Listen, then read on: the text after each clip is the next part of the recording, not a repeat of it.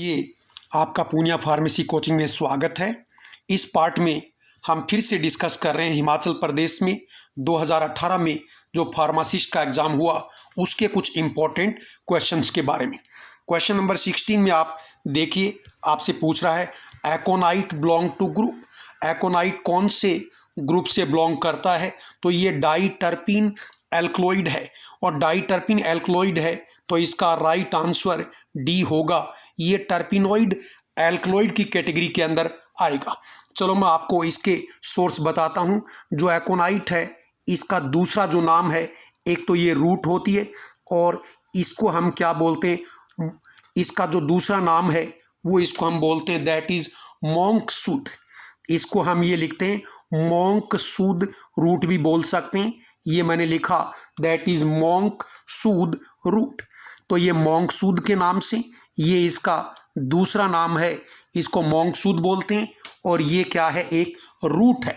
और यदि मैं इसके सोर्स की बात करूं तो इसको आप शॉर्ट में करें तो एकोनाइट, एकोनिटम निफेलिस, ये ANR इस तरह से आपको याद करना है। तो एकोनिटम निफेलिस फैमिली इसकी रेननकुलेसी है। तो ANR से आपको याद करना, एकोनिटस निफेलिस फैमिली रेननकुलेसी। इसमें जो एक्टिव कंटेंट है, A से एकोनिटाइन होगा और N से नियोफिलाइन। N से आप कह देंगे दैट इज नियोफिलाइन जो है ये इसका एक्टिव कंटेंट जो है होगा। तो आपने क्या कहा, एकोनाइट जो है वो डाइटर्पिन यानी टर्पिनोइडल एल्कलॉइड है।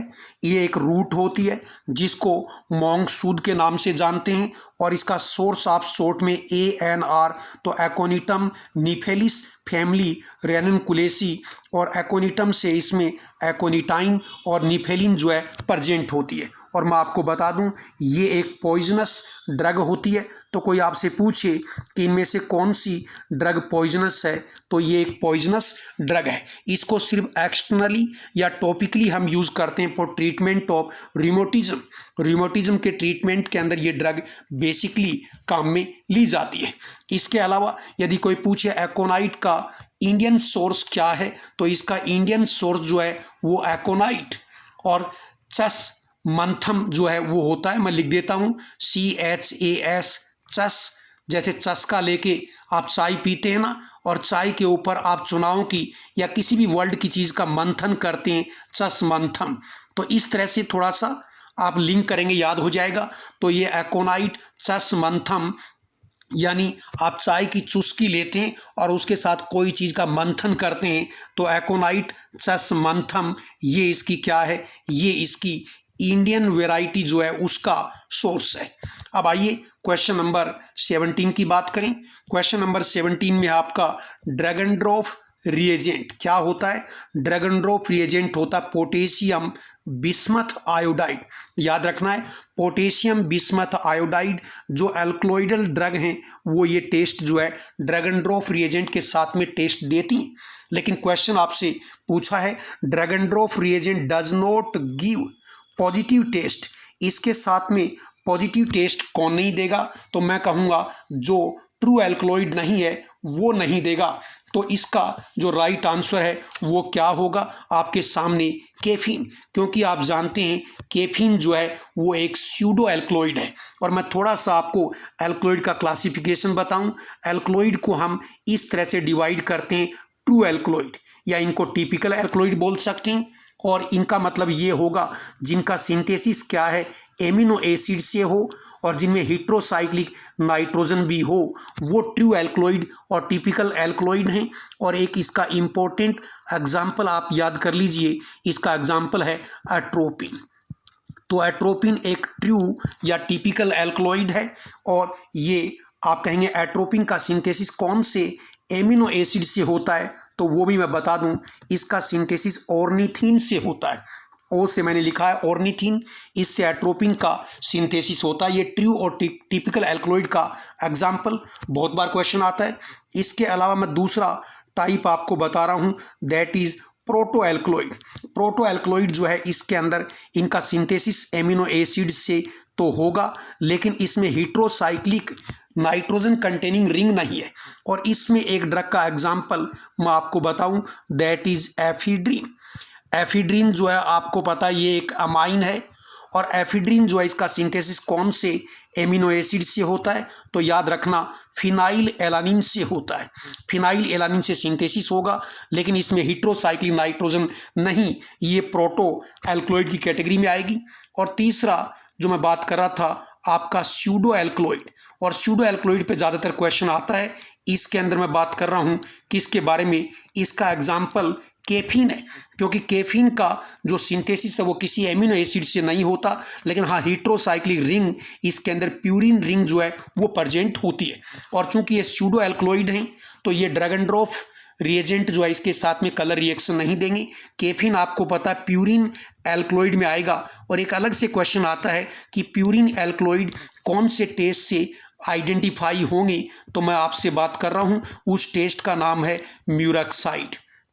तो यदि यही क्वेश्चन चेंज करके आपसे पूछता कि murexide test is used to given by, तो आपने केफीन जो है वो म्यूरक्साइड टेस्ट देगी। जो एल्कलॉइड के कॉमन टेस्ट हैं उनके साथ में जो कॉमन एल्कलॉइडल रिएजेंट हैं, जैसे कि ड्रैगनड्रॉफ रिएजेंट जो कि पोटेशियम बिस्मथ आयोडाइड होता है, इसके साथ में ये कलर रिएक्शन नहीं देगी।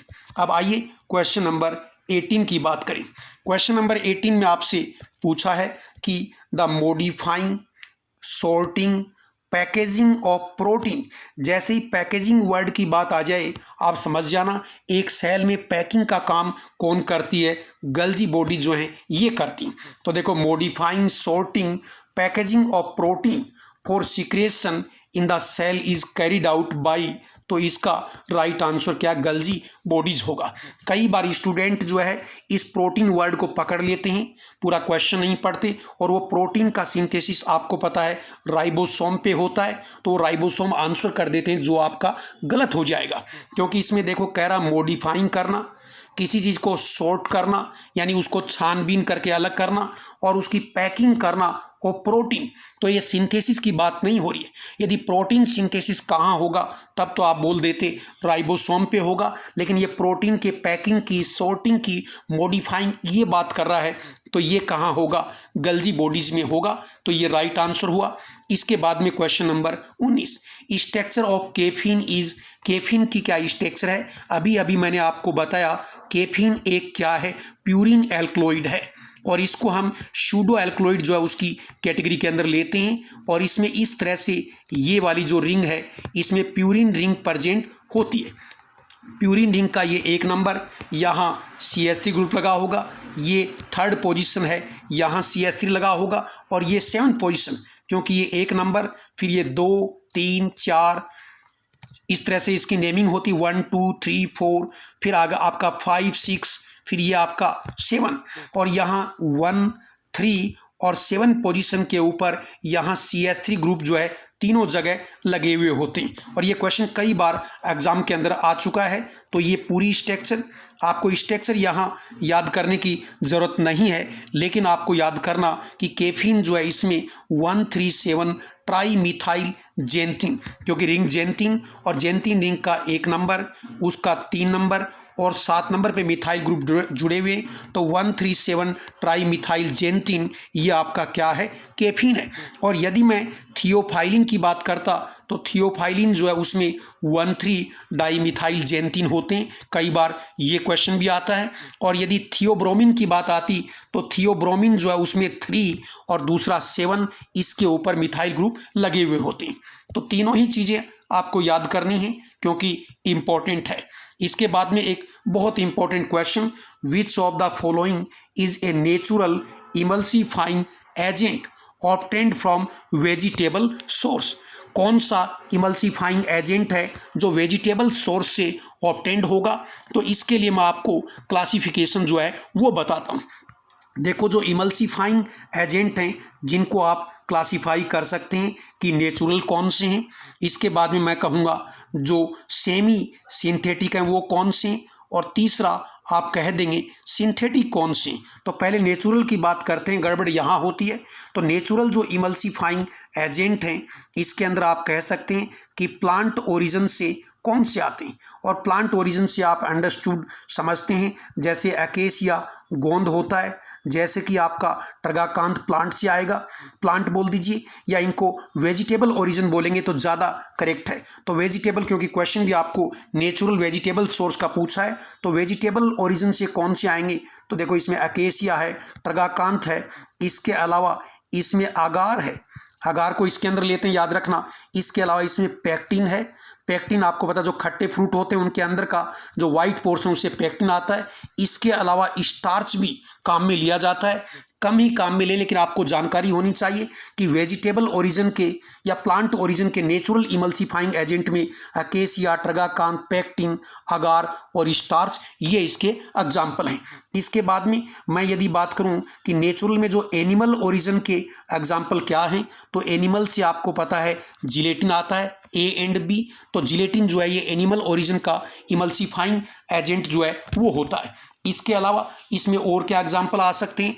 एनिमल की बात आई तो मैं कहूँगा एग, एग जो योक होता है, एग योक होता है, उस एग योक से लेसिथिन मिलता है, तो एग योक आ गया। इसके अलावा आप जानते हैं इसके अंदर आपकी वूल फेट आ गई, तो वूल फेट है, एग योक है, जिलेटिन है, ये सब। और इवन क्या है, लेसिथिन, लेसिथिन जो है वो एनिमल ओरिजिन से आती, क्योंकि लेसिथिन एक फास्फोलिपिड है, और लेसिथिन जो है एग योक में भी प्रेजेंट होती है, और लेसिथिन जो है वो सोयाबीन ऑयल में भी प्रेजेंट होती है।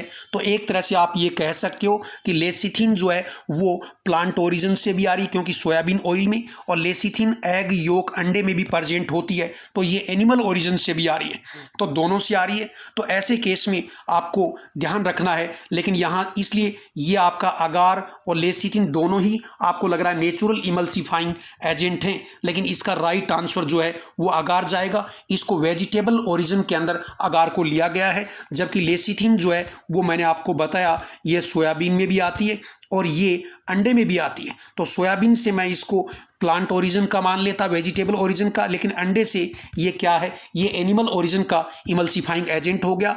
इसके बाद सेमी सिंथेटिक में जैसे मैंने कहा मिथाइल सेलोज, कार्बोक्सी मिथाइल सेलोज, ये आते हैं। और जो आपके सिंथेटिक हैं इसके अंदर आपको पता है इसमें कैटाइनिक की बात करें जिनमें पॉजिटिव चार्ज है, तो इसमें बेंज एल्कोनियम क्लोराइड जो है वो आता है। यदि एनाइनिक जिन पे नेगेटिव चार्ज है इसकी बात करें तो सोडियम लोराइल सल्फेट आता है। और यदि आप नॉन आयोनिक की बात करें तो इसमें ट्विन और इस्पान जो है वो आते हैं।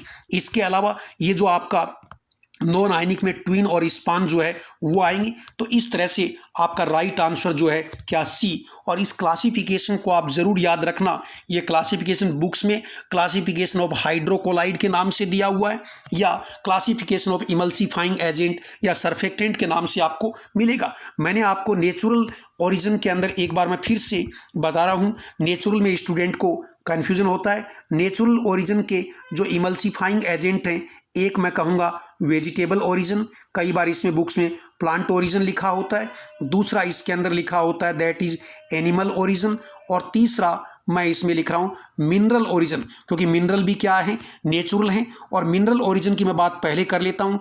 इसमें देखो बेंटोनाइट आता है, इसमें वीगम आता है। तो बेंटोनाइट और वीगम जो है ये नेचुरल ओरिजिन के। इसके अलावा देखो यहाँ जो मिल्क ऑफ मैग्नीशिया लिखा हुआ है, वैसे तो आप जानते हैं ये एक एंटासिड होता है, लेकिन आपकी जानकारी के लिए बता दूं मिल्क ऑफ मैग्नीशिया जो है ये मैग्नीशियम हाइड्रोक्साइड का सॉल्यूशन होता है, और ये मैग्नीशियम हाइड्रोक्साइड और इसी तरह से मैग्नीशियम के साल्ट जैसे मैग्नीशियम ऑक्साइड ये भी इमल्सिफाइंग एजेंट का काम करते हैं। तो मिनरल ओरिजिन के इमल्सिफाइंग मिनरल भी नेचुरल हैं। तो हम बात करें नेचुरल इमल्सिफाइंग एजेंट के हेडिंग में, और उसमें मिनरल ओरिजिन में बेंटोनाइट आएगा, वीगम आएगा, कोलाइडल सिलिका आएगी और मैग्नीशियम हाइड्रोक्साइड।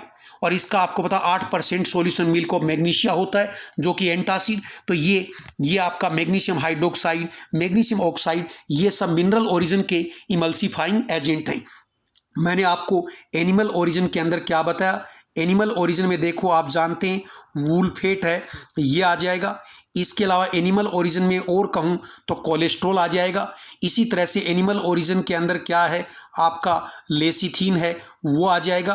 और जिलेटिन तो सब जानते हैं एनिमल ओरिजिन का होता है। और प्लांट ओरिजिन की बात करें या वेजिटेबल ओरिजिन की बात करें तो गोंद है, जैसे कि अकेसिया है, ट्रगाकांथ है, ये आएंगे। इसके अलावा हमारा एग्जाम्पल जो अगार है, पेक्टिन है, स्टार्च है, ये आएंगे। ये अगार, पेक्टिन, स्टार्च, ये आपको पता पॉलीसेकेराइड होते हैं, ये आएंगे। तो ये क्लासिफिकेशन आपको याद रखना है। और मैंने आपको बताया लेसिथिन सोयाबीन ऑयल से भी आता है और लेसिथिन जो है अंडे से भी आता है। और लेसिथिन की जो स्ट्रक्चर है इसमें एक तरफ पॉजिटिव चार्ज होता है, एक तरफ इसकी स्ट्रक्चर में नेगेटिव चार्ज होता है। तो कई बार ये क्वेश्चन पूछते हैं यदि एक ही स्ट्रक्चर में पॉजिटिव और नेगेटिव चार्ज है तो उस फॉर्म को क्या बोलेंगे, उसको बोलते हैं ज्यूट्राइन। तो ज्यूट्राइन, या कई बार इसको ऐसा भी पूछ लेते हैं कि एम्फोटेरिक सरफेक्टेंट कौन सा है, तो वहाँ इसका एग्जाम्पल आपको देखना है ये एम्फोटेरिक है या ज्यूट्राइन फॉर्म में एग्जिस्ट करता है, एक तरफ पॉजिटिव और एक तरफ नेगेटिव। और लेसिथिन बेसिकली क्या होता है, फॉस्फोलिपिड जो है वो होता है। तो ये मैं आपके साथ में कुछ इंपॉर्टेंट चीज़ें जो एक्स्ट्रा हैं क्वेश्चन के अलावा इसके कॉन्सेप्ट से रिलेटेड वो मैं डिस्कस आपको कर रहा हूँ। इसके बाद में देखिए stannous chloride is used as a, बहुत इंपॉर्टेंट क्वेश्चन है। और स्टेनस फ्लोराइड जहाँ आ गया तो ये क्या है, डेंटल कैरीज को प्रिवेंट करता। आपके दांत जो है कमज़ोर हो जाएं, झड़ने लग जाएं, टूटने लग जाएं, तो डेंटल कैरीज के लिए स्टेनस फ्लोराइड, सोडियम फ्लोराइड जो है इनको काम में लेते हैं। तो ये आपका राइट आंसर है। लेकिन हमारी आदत है हम बाकी चीज़ों के बारे में डिस्कस करेंगे। जैसे एस्ट्रिंजेंट जो है ये क्या काम करेंगे, एस्ट्रिंजेंट के एग्जाम्पल क्या हैं, तो देखो एस्ट्रिंजेंट के पहले मैं एग्जाम्पल आपको बता दूं। एलम, एलम का मतलब होता है फिटकरी, ये एस्ट्रिंजेंट है। इसके अलावा आपको पूरा याद नहीं हो तो एल्यूमिनियम साल्ट, जैसे मैंने लिख दिया AlCl3। इसी तरह से मैंने कहा जिंक साल्ट, तो आपको पहले कैटेगरी याद करना। जैसे फिटकरी सबको पता है, जब हम शेविंग करते हैं कट लग जाता है और ब्लीडिंग के चांसेस हैं, हम फिटकरी लगाते हैं। ऐसे ही आपने इतना ही एल्यूमिनियम साल्ट, जिंक साल्ट में जैसे मैंने कहा जिंक ऑक्साइड है। और जब जिंक साल्ट की बात आ गई तो जिंक क्लोराइड है, ये भी एस्ट्रिंजेंट है। और इसके अलावा एक इम्पोर्टेंट एस्ट्रिंजेंट का नाम आपको बताता हूँ, केलामाइन। केलामाइन का लोशन भी होता है। और केलामाइन क्या है ये क्वेश्चन कई बार आता है। तो केलामाइन जिंक ऑक्साइड, इसमें मेजरली जिंक ऑक्साइड होता है और माइनर अमाउंट के अंदर इसके अंदर और क्या प्रेजेंट होता है, आयरन ऑक्साइड प्रेजेंट होता है। तो ये क्वेश्चन बहुत सारी एग्जाम में आया है कि केलामाइन इज ए, तो केलामाइन जो है जिंक ऑक्साइड मेजर और माइनरली इसमें आयरन ऑक्साइड जो है वो प्रेजेंट होता है। और केलामाइन का जो पिंक कलर है वो आयरन ऑक्साइड की वजह से होता है। तो ये एस्ट्रिंजेंट है। और एस्ट्रिंजेंट जहाँ भी इनको अप्लाई करेंगे टॉपिक अप्लाई करते हैं, और जहाँ अप्लाई करेंगे उसी स्किन और म्यूकस मेम्ब्रेन के जो एक्सपोज्ड प्रोटीन हैं उनको पर्सिपिटेट करेंगे, उस स्किन को श्रिंक करेंगे और वहाँ से जो ब्लीडिंग है उसको स्टॉप करते हैं। इसके बाद में इसी क्वेश्चन के अंदर दूसरी बात करें, डेंटिफ्राइज का मतलब क्या है, तो डेंटिफ्राइज का मतलब वो प्रोडक्ट जो डेंटल क्लीनिंग का काम करते हैं उनको डेंटिफ्राइज बोलते हैं। इसके अंदर आप क्या है, टूथपेस्ट बोल सकते हैं। और टूथ पाउडर जो है, तो टूथपेस्ट और टूथ पाउडर ये बेसिकली क्या है, डेंटिफ्राइज से, डेंटी जो दांतों की क्लीनिंग का काम करे उस प्रोडक्ट को डेंटिफ्राइज बोलेंगे। और इसमें टूथपेस्ट और टूथ पाउडर आते हैं। फिर इस टूथपेस्ट और टूथ पाउडर के अंदर अलग अलग रिएजेंट होते हैं। जैसे इसके अंदर आपको पता है एब्रेसिव होता है, और एब्रेसिव एजेंट के तौर पे कैल्शियम कार्बोनेट और इसके दूसरे साल्ट जो है वो काम में आते हैं। इसी तरह से पेस्ट की बात करें तो पेस्ट के अंदर बाइंडर होगा, ह्यूमक्टेंट होगा, स्वीटनिंग एजेंट होंगे। एक यदि मैं बात करूं स्वीटनिंग एजेंट जो है पेस्ट या पाउडर में मोस्ट कॉमनली क्या काम में लिया जाता है, तो आपको याद रखना इसके लिए सैक्रिन जो है इसको मोस्ट कॉमनली स्वीटनिंग एजेंट के तौर पे यूज़ करते हैं। और इसके बाद लास्टली देखो एंटी डेंड्रफ, एंटी डेंड्रफ कौन है, तो एक तो आप याद रखेंगे SS, सिलीनियम सल्फाइड जो है वो एंटी डेंड्रफ है। और मैं आपको बताऊं डेंड्रफ एक तरह का फंगल इन्फेक्शन है, तो यहाँ एंटी फंगल ड्रग कीटाकोनाजोल जो है वो भी काम में ले सकते हैं। इसके अलावा एक एंटी डेंड्रफ कंपोनेंट मैं और लिख रहा हूँ, कौन सा, जिंक। और अभी आपने कहा कि जिंक, देखो जिंक एस्ट्रिंजेंट है, जिंक में एंटी माइक्रोबियल एक्टिविटी होती, तो जिंक क्या है, पायरी थाइओन, जिंक पायरीथाइओन। तो ये जिंक पायरीथाइओन नाम याद रखेंगे, जिंक पायरीथाइओन, सिलीनियम सल्फाइड और कीटाकोनाजोल, ये एंटी डेंड्रफ का काम करते हैं। और डेंड्रफ में आपको पता, आपका जो खोपड़ी होती है स्कल, उसके ऊपर क्या है, आपके पपड़ी बन जाती, फ्लेक्स बन जाती हैं और फिर इचिंग होती है। इस तरह की प्रॉब्लम जो है वो रहती है। इसके बाद में आइए नेक्स्ट क्वेश्चन की बात करें। Question number 22, filter sheet made up of cellulose are. थोड़ा सा क्वेश्चन घूम फिर के है, लेकिन इसका मतलब समझ गए कि इसमें से कौन सा फिल्टर है जो सेल्यूलोज का बना हुआ है। तो आपको पता मेम्ब्रेन फिल्टर जो है वो किसके बने होते हैं, सेल्यूलोज एसीटेट के, या फिर ऑप्शन में होगा सेल्यूलोज नाइट्रेट के। तो सेल्यूलोज एसीटेट या सेल्यूलोज नाइट्रेट से, यानी सेल्यूलोज से कौन सा बना हुआ है, मेम्ब्रेन फिल्टर बने हुए होते हैं। तो राइट आंसर इसका बी हो गया। लेकिन मैं कुछ बातें और बताऊंगा। यदि आपको इसी में से क्वेश्चन पूछ लेता कि HEPA filter high efficiency particulate air filter, HEPA filter किसके बने हुए, और ऑप्शन यही होते, क्योंकि डिपेंड देखो ऑप्शन पे डिपेंड करता है, क्योंकि यूँ तो हेपा फिल्टर कोई होगा उसमें कई सारी चीज़ें होंगी, लेकिन यही ऑप्शन हो तो हेपा फिल्टर किसके बने, तो हेपा फिल्टर ग्लास फाइबर के बने होते हैं। उनमें ग्लास फाइबर जो है वो मेजर प्रेजेंट होता है। इसके अलावा सीड्स फिल्टर की बात की तो सीड्स फिल्टर किसके बने हैं, तो मैं कहूँगा एस्बेस्टोस के बने होते हैं। तो ये याद रखना, सीड्स फिल्टर, सीड्स, और ये किसके बने हैं, इनके अंदर कॉम्प्रेस शीट ऑफ एस्बेस्टोस होती है। तो इस तरह से ये आपका क्वेश्चन सिंटर्ड ग्लास फिल्टर, इससे कंफ्यूज नहीं होना। जैसे मैं कहूँ मेरे पास में बोरोसिलिकेट ग्लास है और बोरोसिलिकेट ग्लास को तोड़ के ग्राइंड कर लें और उसके छोटे छोटे पीसेज ऐसे टुकड़े हो जाएं, और इन टुकड़ों को यदि मैं आपस में मेल्ट करूं तो ये आपस में फ्यूज भी हो जाएंगे और इनके बीच में जगह भी रहेगी, और इस तरह से ये एक फिल्टर बन गया। मैंने क्या किया, बोरोसिलिकेट ग्लास लिया, उसको ब्रेक किया, उसको बोल मिल से मैंने ग्राइंड किया और छोटे छोटे उसके पीसेज बन गए ऐसे राउंड राउंड। और यदि इन पीसेज को मैं हल्का सा मेल्ट करूंगा तो ग्लास फ्यूज होकर आपस में एक दूसरे के साथ में जुड़ जाएगा, और एक दूसरे के साथ जुड़ने के बाद भी इस ग्लास में पोर रहेंगे, और ये जो फिल्टर बन गया इसको हम सिंटर्ड ग्लास फिल्टर बोलेंगे।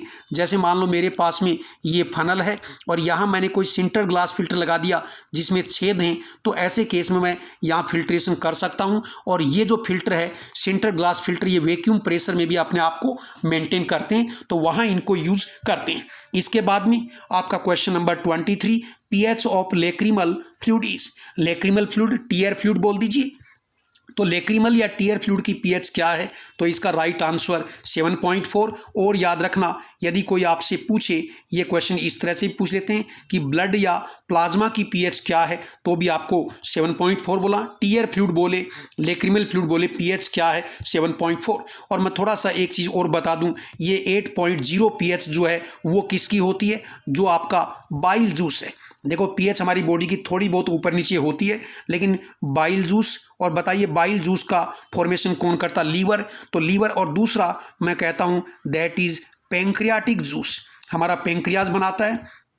तो जो पैंक्रियाटिक जूस है ये पैंक्रियाज सिक्रेशन करता है, और बाइल का जो सिक्रेशन है वो आपका लीवर करता है। तो लीवर की सिक्रेशन और पैंक्रियाटिक जो ग्लैंड है, लीवर ग्लैंड और पैंक्रियाटिक ग्लैंड के जो सिक्रेशन है वो अल्कलाइन होते हैं, और इनकी पीएच जो है लगभग 8.0 के आसपास होती है। दूसरा मैं एक क्वेश्चन और आपको बताऊं, बाइल जूस है ये स्यूडो डाइजेस्टिव जूस होता है, क्योंकि इसमें कोई डाइजेस्टिव एंजाइम नहीं होता, तो ये स्यूडो जूस है। जबकि पैंक्रियाटिक जूस है इसको कंप्लीट डाइजेस्टिव जूस की कैटेगरीज के अंदर रखते हैं, क्योंकि ये प्रोटीन, कार्बोहाइड्रेट, लिपिड सबका मेटाबॉलिज्म जो है वो करता है। इसके बाद आइए क्वेश्चन नंबर 24 की बात करें, which of the following is oxytoxic. तो बिल्कुल इजी क्वेश्चन ये इरगट है, लेकिन इसकी कुछ कॉमन बातें हम और डिस्कस करेंगे ताकि आपका जो कॉन्सेप्ट है वो क्लियर हो जाए। क्या क्वेश्चन आता है, इरगट इज ऑब्टेन्ड फ्रॉम, आपको पता है फंगस से ऑब्टेन्ड होता है, और फंगस का कौन सा पार्ट है, तो फंगस का जो स्क्लेरोटियम पार्ट है उससे ऑब्टेन्ड होता है। तो it is obtained from sclerotium part of fungus. मैं आपसे पूछूं उस फंगस का नाम बताइए, तो क्लेविसेप्स परप्यूरिया, फैमिली इसकी क्लेविसेप्टिएसी। और ये जो क्लेविसेप्टिएसी फैमिली है इसी का ही एक दूसरा नाम है, कई बार ऑप्शन के अंदर ये आ जाता है और स्टूडेंट चक्कर खा के गिर जाते हैं। तो ये क्या है, इरगट जो है वो स्क्लेरोटियम पार्ट ऑफ फंगस से ऑब्टेन्ड होगा। ये क्वेश्चन बहुत सारी एग्जाम में आया हुआ है। और फंगस का नाम क्लेविसेस पर्प्यूरिया, फैमिली क्लेविस सेप्टिएसी। लेकिन इस क्लेविस सेप्टिएसी जो फैमिली है इसका दूसरा नाम है हाइपोक्रिएटिएसी, हाइपोक्रिएसिएसी। तो ये आप बस इतना पूरा भी याद नहीं, तो हाइपोक्रिएसिएसी, तो हाइपोक्रिएसिएसी भी बोलते हैं इसको, और ये क्लेवी सेप्टिएसी भी इसको होता है। तो हाइपो वर्ड याद कर लें, आगे का वर्ड अपने आप ही याद होगा। इसके बाद मैं आपको बताऊं, जो इरगट है इसमें इरगट में तीन टाइप के एल्कलॉइड होते हैं, जिनका नाम है, जैसे देखो, एक का नाम है इर्गोटॉक्सिन। तीन टाइप के इरगट एल्कलॉइड हैं। एक का नाम है इर्गोटॉक्सिन, दूसरे का नाम है इर्गोटामाइन माइग्रेन के अंदर काम में लेते हैं, और तीसरा है इर्गोमेट्रिन। और जो इर्गोमेट्रिन है ये वाटर सोलेबल होता है। और इन सभी एल्कलॉइड की यदि कोई पूछे इरगट एल्कलॉइड कौन सी फॉर्म में एक्टिव हैं, तो आपको बोलना है लीवो फॉर्म में एक्टिव होते हैं। और ये इरगट एल्कलॉइड आपको याद करेंगे, ये लाइसर्जिक एसिड डेरिवेटिव की फॉर्म में एग्जिस्ट करते हैं। ये भी अपने आप में बहुत बड़ा क्वेश्चन है कि ergot alkaloid exist as a, तो आप कहेंगे लाइसर्जिक एसिड। देखो ऑप्शन में आपको कंफ्यूज करने के लिए लाइसर्जिक एसिड, आइसोलाइसर्जिक ऐसे आते हैं, लेकिन आपको बोलना है इरगट एल्कलॉइड, और आप ऐसे याद करना EL। ये इरगट एल्कलॉइड लाइसर्जिक एसिड की फॉर्म में होते हैं, और लाइसर्जिक एसिड अपनी पेप्टाइड फॉर्म में होता है। इसलिए जो इरगट एल्कलॉइड हैं इनका एक दूसरा नाम भी है इंडोल एल्कलॉइड तो हैं ही, लेकिन इंडोल एल्कलॉइड के अलावा इनको पेप्टाइड एल्कलॉइड जो है वो भी हम बोल देते हैं। और इसके अंदर आपका जो इर्गोमेट्रिन मैंने आपको बताई, ये इर्गोमेट्रिन जो है ये लेबर पेन इंडक्शन का काम करती है, जैसे ऑक्सीटोसिन करती है। और इर्गोमेट्रिन जो मैंने आपको बताई ये पोस्टपार्टम हिमोरेज का मतलब होता है एक फीमेल को डिलीवरी होने के बाद में, और डिलीवरी के दौरान उसके यूट्रस की वॉल रप्चर होगी, ब्रेक होगी, तो थोड़ी बहुत ब्लीडिंग होती है आफ्टर डिलीवरी। और यदि वो ब्लीडिंग 500 ml तक हो तब तो कोई दिक्कत नहीं, लेकिन वो ब्लीडिंग यदि 500 ml से ज़्यादा है तो उसको पोस्टपार्टम हिमोरेज बोलते हैं। और उस हिमोरेज को कंट्रोल करने के लिए इर्गोमेट्रिन काम में लेते हैं, और इर्गोमेट्रिन का दूसरा नाम इर्गोनावाइन भी होता है। तो यदि कोई पूछे कौन सा इरगट एल्कलॉइड ऑक्सीटॉक्सिक है, मैं और एडवांस जाके आपसे बात करूं, तो आपको बोलना है इर्गोमेट्रिन। ये जो इर्गोमेट्रिन है ये ऑक्सीटॉक्सिक होता है। और इर्गोमेट्रिन जो है इसी का नाम जो है, इसका ही दूसरा नाम क्या है, कई बार स्टूडेंट को कंफ्यूजन हो जाता है, इर्गोनोवाइन। तो इसी इर्गोमेट्रिन को इर्गोनावाइन जो है ये बोलते हैं, और यही वो इरगट एल्कलॉइड है जिसको आप ऑक्सीटॉक्सिक बोलेंगे। ये लेबर पेन इंडक्शन का काम भी करता है, और ये PPH पोस्टपार्टम हिमोरेज को कंट्रोल करता है। इसके अलावा यही एक इरगट एल्कलॉइड ऐसा है जो कि क्या है, वाटर सोलेबल है। कई बार पूछते हैं which ergot alkaloid is water soluble, तो या तो इर्गोमेट्रिन बोलिए या इर्गोनावाइन बोलिए, एक ही बात है। तो ये 24 का राइट आंसर आपका ए हो गया। अब मैं बात करता हूं आज का हमारा आखिरी question number 25, the diagnostic agent use for determination of plasma volume. तो इसका जो राइट आंसर मैं आपको बताता हूं, आयोडीन 131। देखो आप सही और गलत की बात करते हैं, तो सही और गलत की बात तब करेंगे जब आपके सामने चॉइस हो। यदि आपके सामने जो चॉइस होगी उनमें से बेस्ट चॉइस क्या है वो आपको ऑप्शन सेलेक्ट करना होता है, जैसे मैंने इसमें आंसर बी बताया। लेकिन मैं आपको क्लियर कर देना चाहता हूं, आयोडीन 125 जो है बेसिकली इसको हम डायग्नोस्टिक एजेंट के तौर पे काम में लेते हैं प्लाज्मा वॉल्यूम डिटर्मिनेशन के लिए। प्लाज्मा वॉल्यूम या ब्लड वॉल्यूम डिटर्मिनेशन में आयोडीन 125 जो है इसको काम में लिया जाता है। और ये आयोडीन 131 है, इसको हम basically as a anti thyroid drug या थायराइड ग्लैंड के स्कैन के तौर पे काम में लेते हैं। लेकिन चूंकि आपके सामने ऑप्शन आयोडीन 125 नहीं है और नहीं है, तो इसके क्लोजेस्ट आंसर जो है वो आपको चूज करना है, इसलिए मैंने बी चूज किया। इसके बाद में आपको बता आयरन 59, ये आपकी बॉडी में आयरन का मेटाबॉलिज्म जो है उसके बारे में इंफॉर्मेशन देगा। कोबाल्ट 60 जो है वो गामा रेडिएशन का इमीटर है, गामा रेडिएशन को रिलीज करता है, जिनको हम स्टलाइजेशन काम में लेते हैं। और टिक्नीटियम 99M जो है ये एक शॉर्ट एक्टिंग, ये न्यूक्लियर मेडिसिन बोल सकते हो, क्योंकि मेडिसिन एक न्यूक्लियर मेडिसिन है, शॉर्ट एक्टिंग है, और आपकी बॉडी के डिफरेंट जो ऑर्गन हैं उनकी इमेज को लेने के लिए, यानी उनके स्कैन के लिए, जैसे आप सीटी स्कैन बोलते हो, ऐसे ही आपका कोई भी अलग अलग बॉडी के ऑर्गन का स्कैन करना हो तो उस स्कैन और उसकी इमेजिंग के लिए टिक्निटियम 99M जो है इसको हम यूज़ करते हैं। तो हमने कोशिश की है कि जितने भी आपके इम्पोर्टेंट क्वेश्चन हैं उनको आपके साथ में हमने डिस्कस किया है, बेसिक कॉन्सेप्ट और उससे रिलेटेड जो क्वेश्चन डिफरेंट एग्जाम्स में आए हुए हैं या वो कॉन्सेप्ट आपको पता होना चाहिए, तभी आपकी तैयारी बेटर होगी। क्योंकि किसी भी एग्जाम के अंदर कोई भी क्वेश्चन हूबहू रिपीट होने के चांसेस कम होते हैं, लेकिन जो क्वेश्चन आते हैं, जो इंपॉर्टेंट चीज़ें उसके आसपास की चीज़ें एग्जाम में पूछी जाती हैं, तो कंप्लीट तैयारी तब होती है जब आपको एक एक चीज़ अच्छे से याद हो, तब आपके सिलेक्शन के चांसेस 100% होते हैं। और इसी कोशिश के साथ मैं आपको कहूँगा धन्यवाद, जय हिंद।